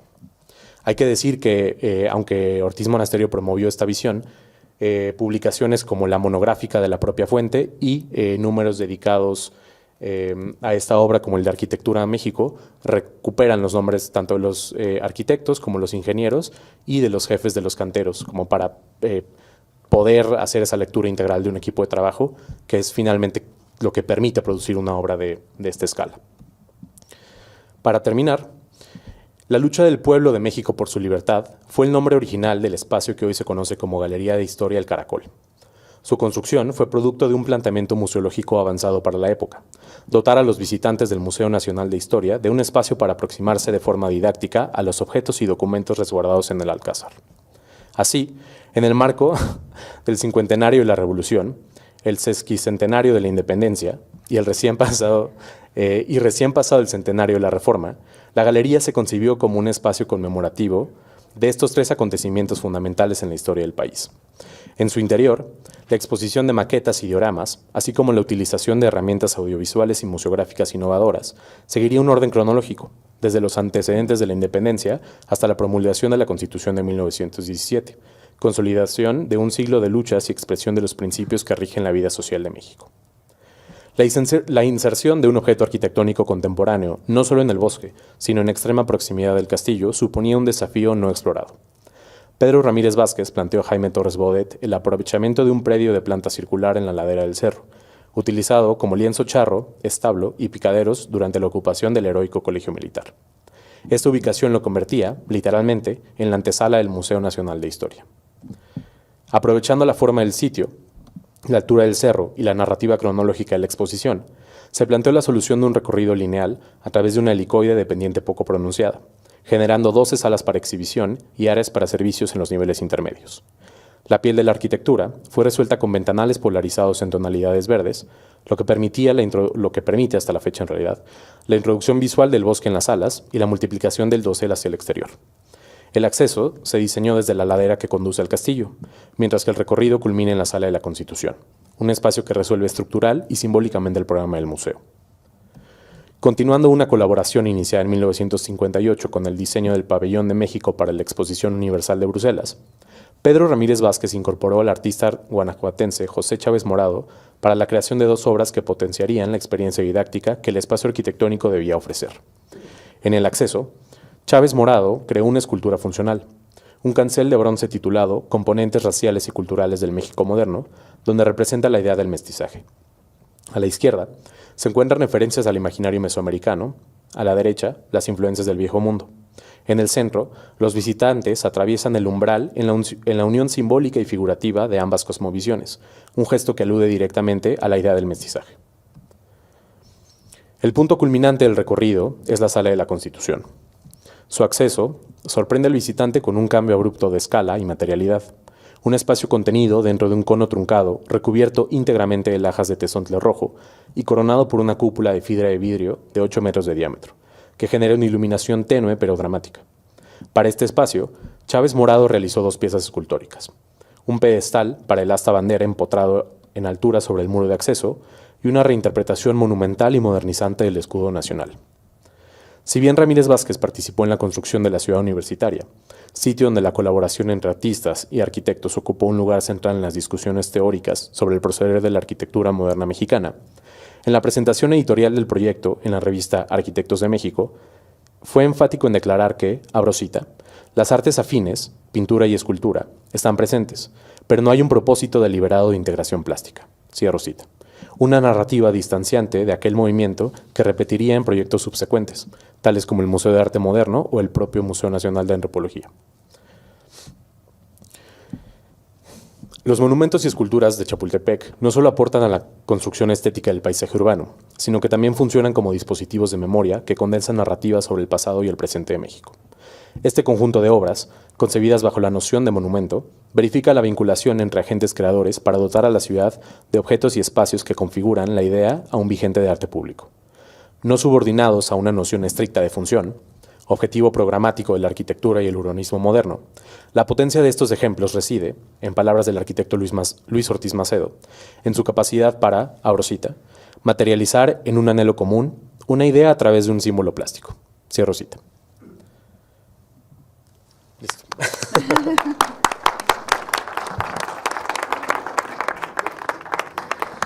Ay, pues muchísimas gracias, Rodrigo. La verdad, muy interesante y completa también esta ponencia. También incluso retomando algunos otros puntos que ya hemos visto en las otras mesas, ¿no? Ahorita tocaste un tema que me parece que tendríamos que retomar igual en las preguntas, en los comentarios. Esta colaboración, ¿no? del escultor con otro tipo de trabajadores, ¿no? Que el escultor no trabaja solo, que es un trabajo colaborativo. Lo que ya veíamos también, esta importancia de tener como dentro de la investigación nuestra propia documentación que nos lleve a complementar todo el contexto de una propia pieza. Entonces, también es interesante verlo desde la propia creación, desde el propio origen de la escultura, ¿no? Y en este caso de la escultura pública.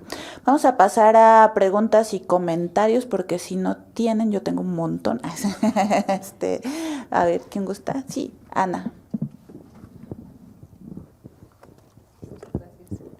Hola, buenas tardes. En principio, les felicito, de verdad, a los tres me encantaron sus ponencias. Uno cree que ya conoce su ciudad o que conoce Jalapa porque fue 1 o 2 veces, pero no es cierto. O sea, realmente la información que compartieron, al menos para mí, fue novedosa en ese sentido y les felicito porque se enfrentan a contextos muy distintos. Y quería hacer una pregunta de alguna manera global, si es que se puede. Quizá da mejor como para un diálogo más en corto.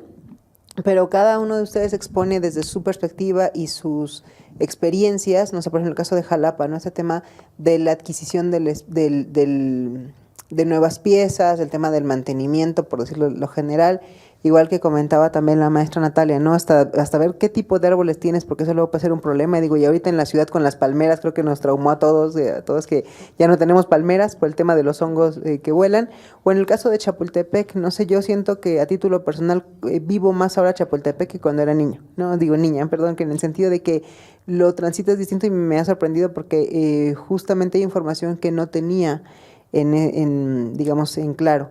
Y mi pregunta, o no sé, pedirles si pueden compartir su experiencia, ¿cómo consideran ustedes que pudiésemos hacer o que pudiesen hacer llegar la información de los distintos recintos con los que colaboraron al resto de la gente? O sea, que no solamente sea como vine de visita, estuvo muy bien y me olvido, sino cómo implicar o cómo se puede involucrar a la gente a contribuir a difundir esta información de una manera como mucho más sencilla, es decir, mejor con las infancias ya nos contaban de los cuentos o el recorrido que hacían con las personas que tienen debilidad visual, que es muy interesante su perspectiva, o en este caso, ¿no? Vivir Chapultepec no solamente un domingo y comprarte un changuito y decir ya fui a Chapultepec, sino cómo podemos pensar una estrategia que ayude a conservar no solo el objeto, sino a conservar también toda esta historia, toda esta información desde sus propias experiencias. No sé si estoy siendo clara y si no me dicen, pero cómo hacer que esto le llegue al común y corriente de todos los transeúntes del público, la gente que convive con esos espacios, más allá de una visita solamente puntual. Gracias. Pues es un reto el tema de difusión y de atraer a nuevos públicos, por lo menos a los museos. Estoy hablando desde el Museo de Arte Moderno. Hay varias estrategias, o sea, pueden haber campañas de difusión, ¿no? Desde las herramientas que tenemos a través de redes, a través de la página web, a través de entrevistas, pero por ejemplo algo que nos ha servido a nosotros, bueno, descargar en QR, pero ya visitaste, pero lo que nos ha servido mucho es, por ejemplo, tuvimos una exposición de monumental, de escultura en el espacio público, no sé. Lo que hicimos fue también hacer guías que ya viniste a la exposición, ya viste, te estamos ofreciendo también una guía de todo lo que viste a lo mejor en reproducciones, en maquetas, en fotos, ahora haz tus recorridos por la ciudad. Lo mismo hicimos con la exposición de arquitectura brutalista, o sea, como despertar el interés en la gente de ya viniste al espacio y despertar el interés qué más hay en la ciudad por descubrir o en el país y hacer estas guías en paralelo de exploración de temas o de corrientes, no propiamente dentro del museo. Otra cosa que a raíz de quitar la reja es, tú puedes circular por el jardín, si tú no quieres entrar al museo y pagar un boleto, tú puedes ya circular de manera libre y gratuita por el jardín escultórico. Entonces, por ejemplo, los corredores que están corriendo por Chapultepec o por Reforma pueden entrar al museo, no se meten al edificio y ya pueden acceder y correr, o sea, hacer de una actividad de deporte o de esparcimiento, ya estás en el jardín y algo se te va a quedar, ¿no? Lo mismo, o sea, son pequeños guiños o iniciativas. Tenemos una cafetería y se vende el kit de haz tu picnic. Entonces te dan tu canastita, tu mantelito y haga usted su picnic en el jardín. Entonces igual y sí te da flojera entrar al museo, leer todas las cédulas, pero ya estás en un espacio de esparcimiento, en un lugar diferente y especial. Entonces, son como pequeñas acciones que nos han servido para difundir desde el esparcimiento, el deporte, el paseo en la ciudad, pues los contenidos de nuestro acervo.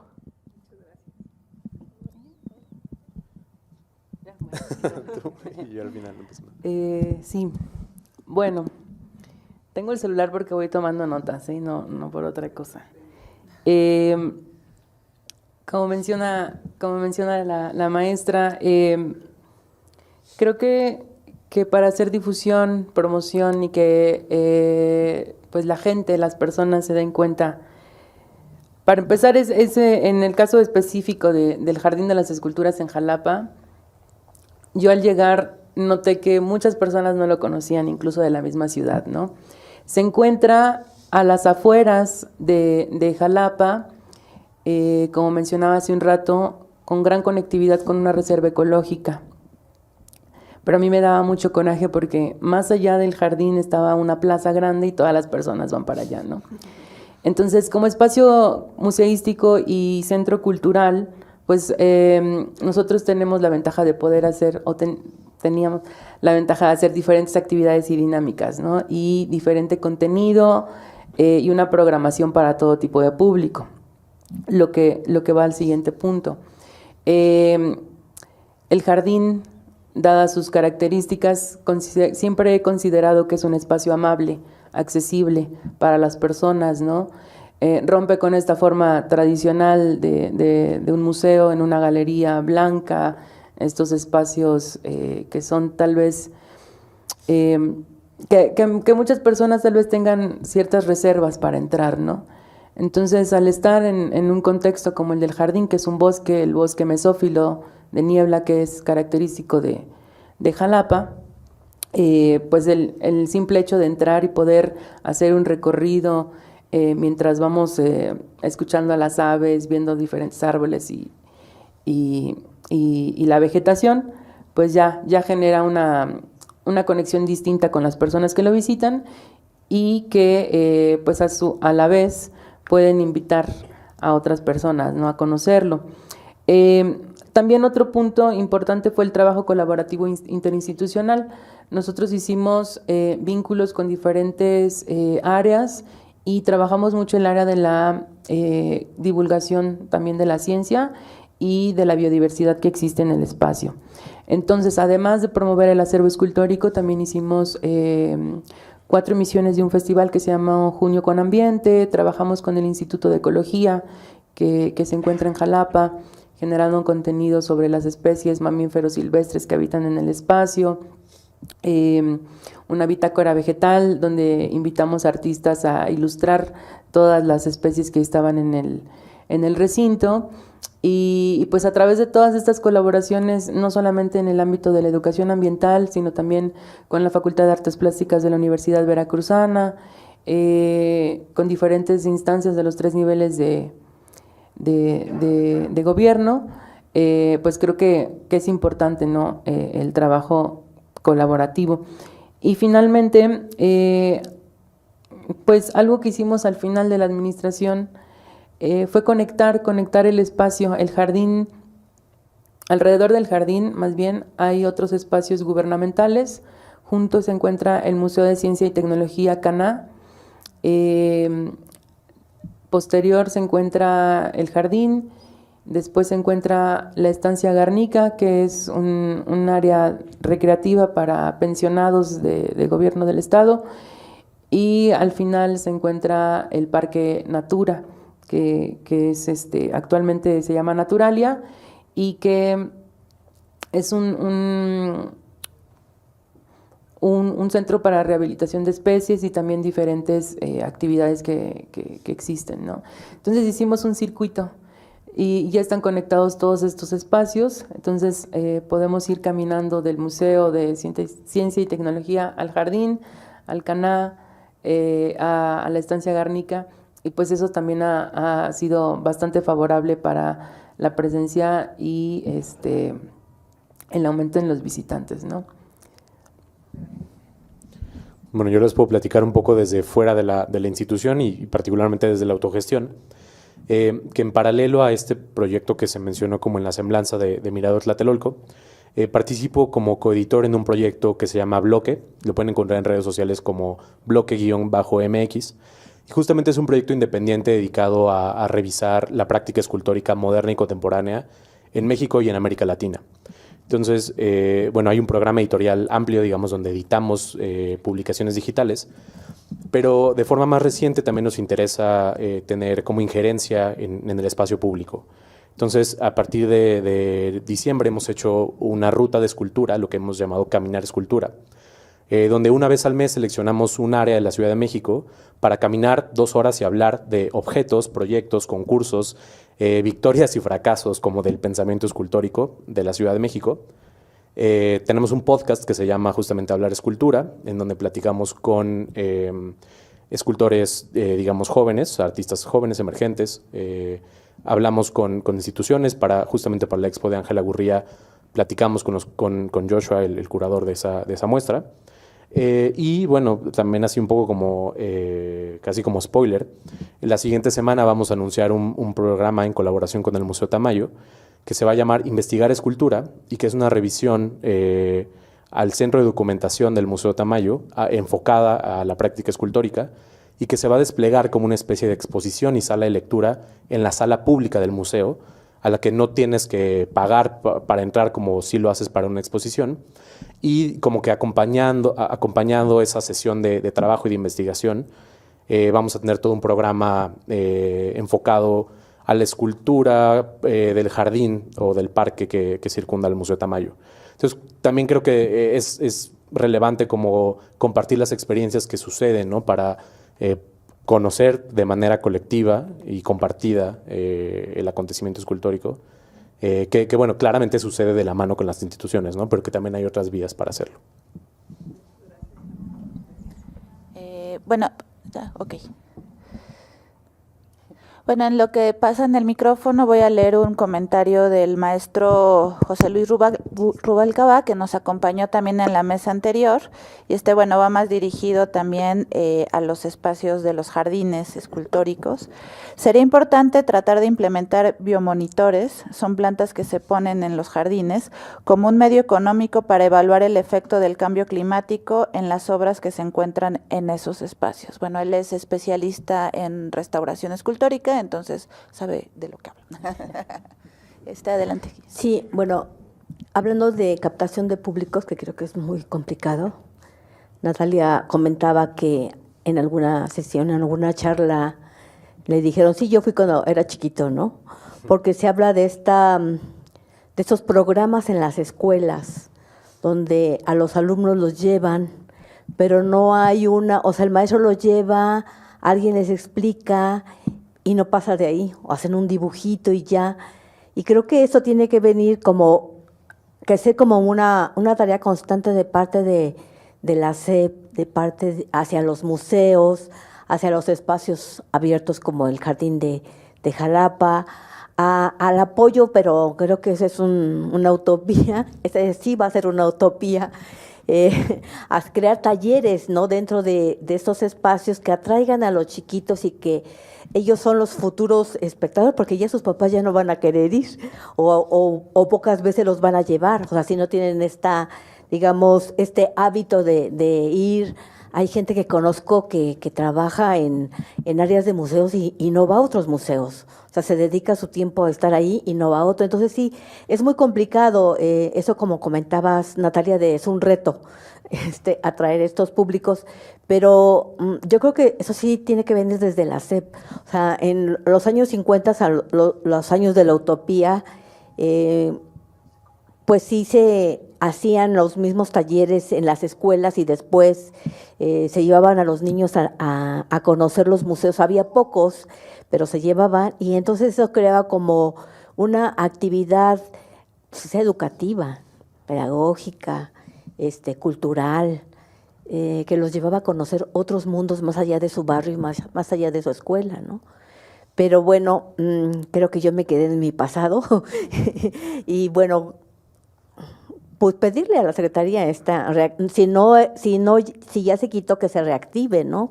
Y que se haga más constante como una parte de las materias de las escuelas desde la educación básica.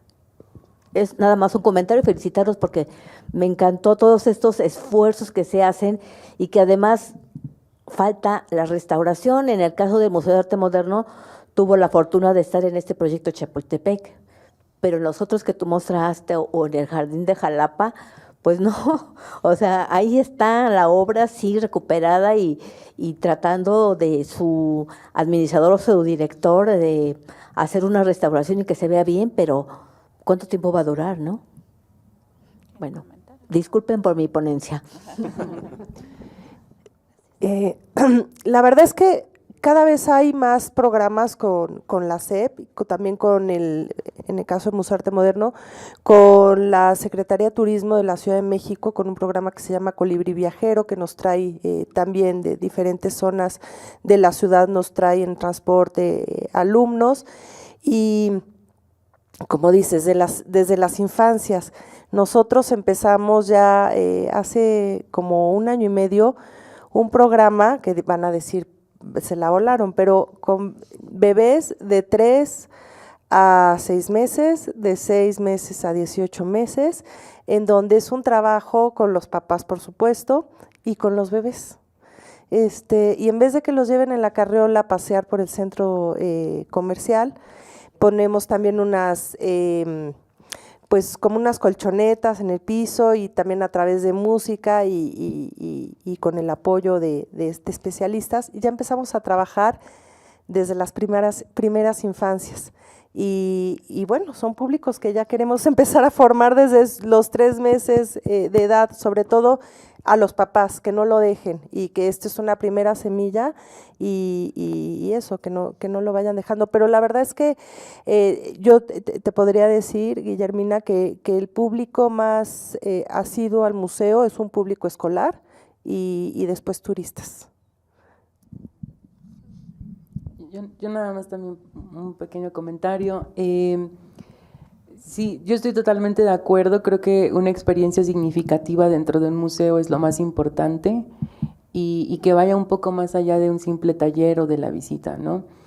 En el jardín lo que se venía realizando es que pues hicieran también actividades que se vincularan tanto con el acervo, con la biodiversidad y también con diferentes cuestiones relevantes dentro de nuestro contexto.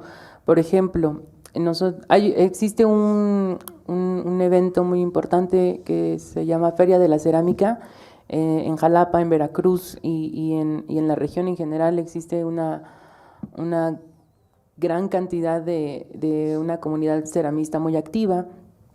Entonces, pues lo que decidimos hacer es que no solamente fuera una expoventa, ¿no?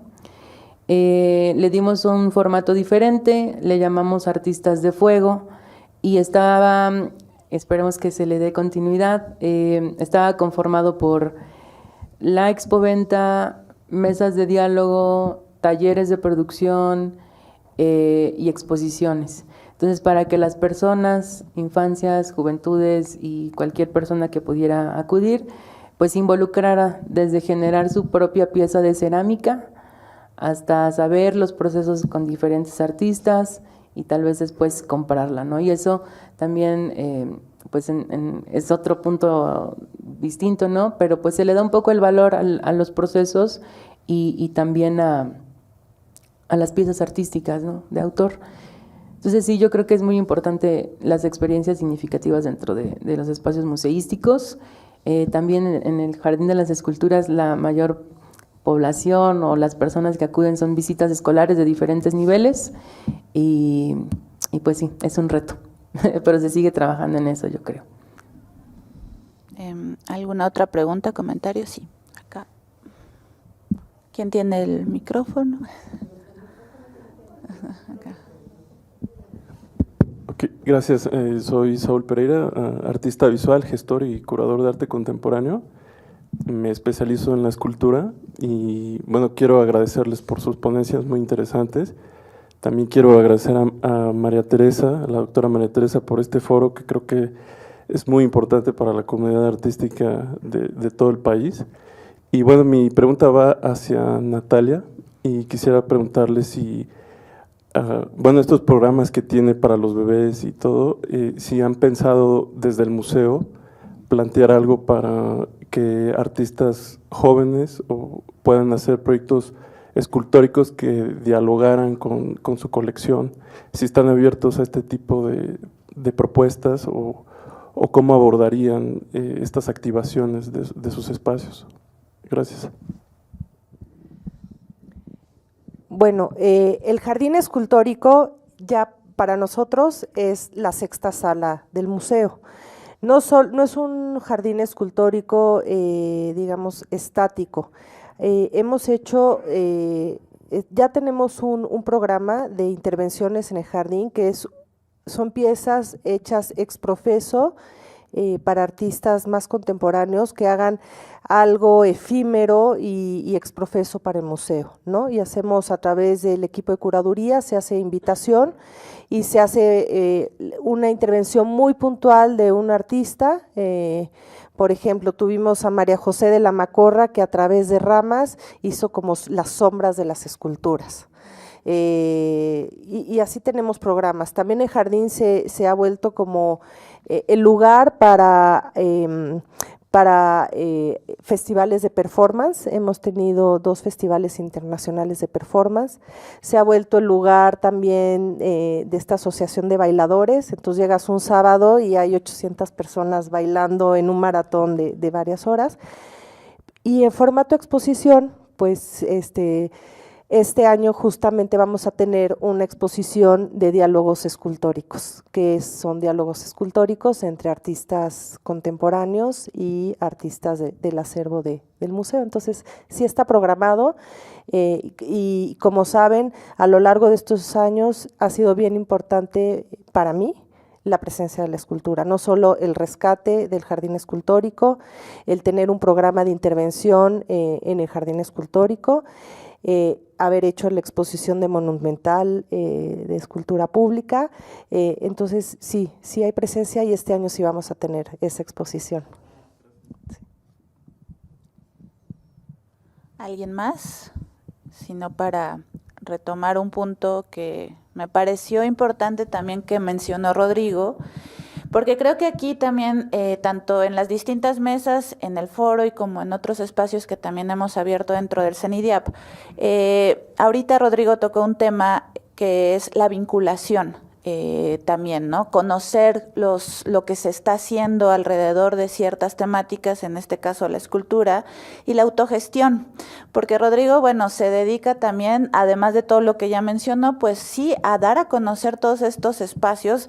Ahorita que hablaban también del tema de los públicos, pues él reúne también a grupos de personas, ¿no? Alrededor de la escultura para debatir, o sea, no solamente para hacer especies de visitas guiadas, pero sí para debatir en torno a pues la actualidad incluso de la misma, ¿no? Supongo que también incluye pues museos, ¿no? Como el MAM, y que creo que sería una buena oportunidad también, justo si estamos hablando de este tema que es como uno de los temas que más nos interesa, porque además es no solamente para el caso de los museos, ¿no? Sino también para el caso de estos espacios que nos permiten pues conocer todo lo que existe alrededor, ¿no? De lo que ya hemos venido hablando, de cómo nos podemos relacionar para entender mejor también ciertas temáticas, ¿no? Ahorita, indudablemente creo que, por ejemplo, la mesa anterior nos abrió una serie de posibilidades de investigación que de pronto no tomamos en cuenta, ¿no? Y que es necesario retomarlas para reconocer también, pues, el trabajo que no está visibilizado dentro de la práctica artística, más allá de los propios artistas, sino también de sus colaboradores y de los que después están al frente de la conservación, ¿no? Y de cómo se recupera también, y de los propios artistas cómo conocen estos materiales. Entonces, me parecería importante también que de estos foros, de estos espacios, pues puedan salir otro tipo de colaboraciones entre los propios ponentes, entre la doctora María Teresa como coordinadora de estos foros, ¿no? Que se ha podido con esto pues hacer un gran espacio donde espero que puedan también tener otro tipo de interacciones, ¿no? No sé si quieran agregar algo también ustedes. Sí, bueno, yo nada más quisiera compartir muy brevemente cómo han sido algunas de estas experiencias, porque, bueno, yo ahora les he leído una presentación como de forma casi como diplomática, es un artículo de investigación básicamente, pero hay un interés como muy latente, por lo menos por la práctica escultórica. Yo no podría hablar de otras cosas, pero sí por la arquitectura, sí por la escultura. Y una cosa que a nosotros nos ha funcionado y me parece espectacular es un poco como el chisme, ¿no? O sea, muchos de estos recorridos, muchas de estas conversaciones, muchos de estos espacios como de compartir sobre escultura suceden alrededor de como el chisme, la historia. O sea, en el entendido que hay muchas personas que quizá no tienen una formación especializada ligadas a las artes, pero que aún así les interesa porque habitan esta ciudad y porque todos los días pasan por Chapultepec o por el lugar en el que sea, ¿no? Y seguramente habrán levantado su mirada del teléfono y habrán como fijado su atención a eso que está ahí, ¿no? Y que parece inamovible. Entonces, esa como apertura y esa búsqueda tan explícita como de estos espacios es muy gratificante desde la autogestión. Y bueno, como invitación a las instituciones sería eso, ¿no? Como acoger más de este tipo de proyectos que de pronto jalan a otros públicos que quizá los museos por sí mismos tienen algunas como dificultades, ¿no? Para llegarles. Entonces, solo eso. Pues darles las gracias en este viernes a punto de irnos de puente, de estar aquí. Muchas gracias y visítenos el museo a través de la página de web. Ahí abajo dice, ¿quieres recibir el newsletter mensual? Si meten los datos y aceptan los datos de confidencialidad, van a recibir a principios de mes toda la cartelera del museo en su correo. Entonces los invito a que se inscriban. Pero lo tienen que hacer ustedes manualmente, primero para aceptar los datos de confidencialidad. Y muchas gracias. Bueno, no sé si, Rodolfo, antes de que terminemos, nada más quería saber, Rodolfo, ¿quieres comentar algo más para cerrar? Solamente agradecer también la invitación por conocerles también y también invitar a que se acerquen a las redes, que visiten, o cuando visiten Jalapa, que conozcan el Jardín de las Esculturas, los diferentes recintos de nuestra red dentro de la Secretaría y pues nada, muchísimas gracias. Muchas gracias.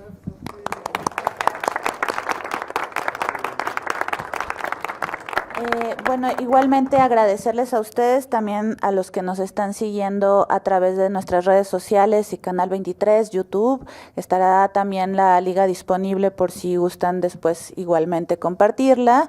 Y también, sobre todo, bueno, agradecer este espacio al CENART, al CENIDIAP, porque en estos 2 días creo que hemos recibido muchísima información que nos faltaría un día más para procesarla, incluso para debatirla.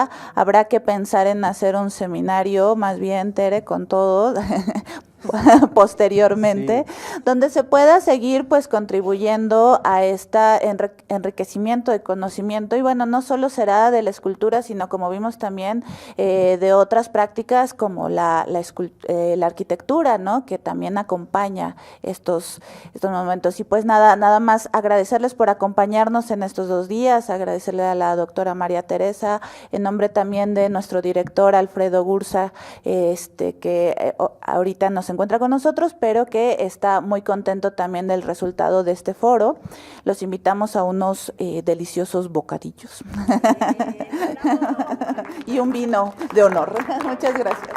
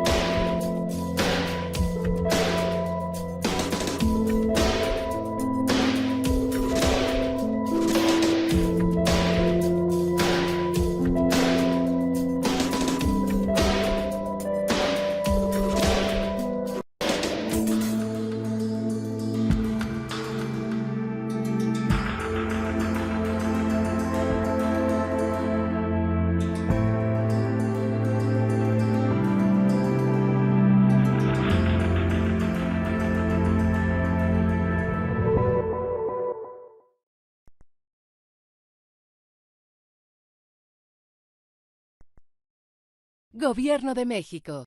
Segundo piso de la Cuarta Transformación.